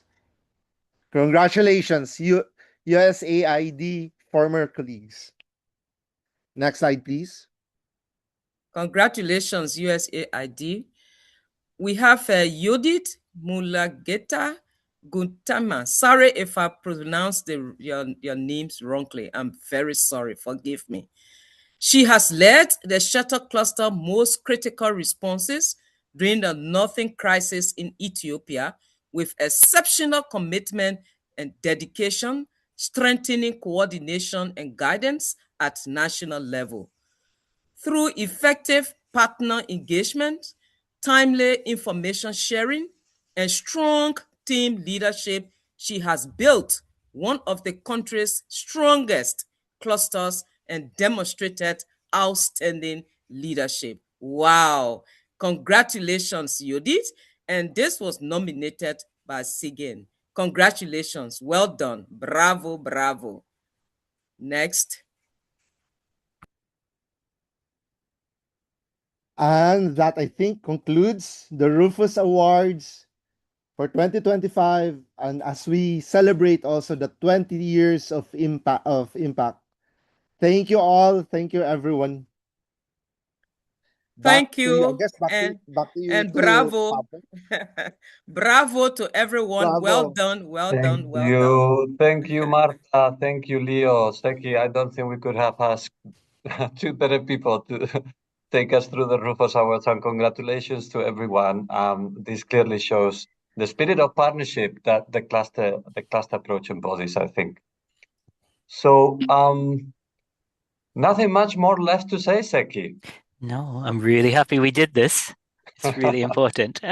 If we could just ask from everyone a favor, and obviously thank you for a collective 20 years of feedback. If we can remove the slide, and we can all please turn on your cameras, and we'll do not last, because it's not last, but a family photograph for the history books, for all of you, all of us who are still here, so that if you click also in the view in the top right corner of your screen, there is a little icon that says view, and you put gallery, you can see everyone.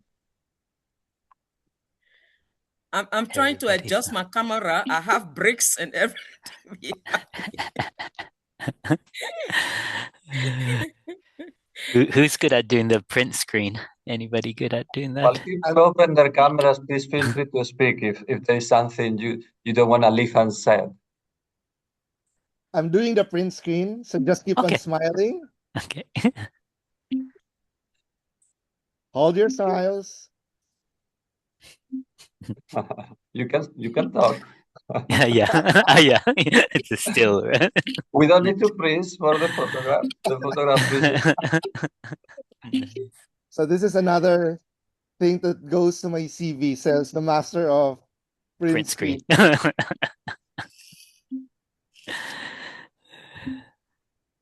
Well, okay, I thank think you. I captured everyone already. Excellent. So nice to see everybody. Yeah, so nice to see you. And we'll continue to see each other in the new cluster, of course. Yeah. But thank you from the bottom of our hearts, Seki and I. We've really deeply enjoyed the partnership. And, this is a strong sector, and I think it'll just get stronger. Yeah. So thanks, everyone. Yeah, and just like from our side, like yes, we are departing from this role, my whole team, but yeah, the sector we're we're here, we're part of the sector. You'll see us kind of pop up different places. We hope so we could work together for the future. Okay? So yeah, thanks everybody. And thanks to my whole team. Okay. I wanted to give a round of applause for my team who's gone through a lot, and we'll continue our journeys together. So thank you. Thank Thank you, you. And everyone. Kelly, hi. Thank you, Thank you, Kelly. everybody. Miss you. Thank you, everyone. See you in the next cluster. See you in the next disaster. Oh no, not that way. Don't come. Thank you to the local partners, It's of what we course, do. Kelly also. Thank you to all our local partners. Yeah.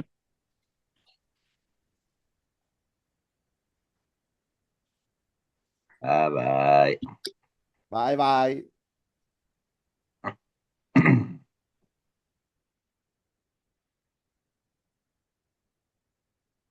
Thank you, Neil. Good to see You're you on all. mute. Bye. Bye-bye.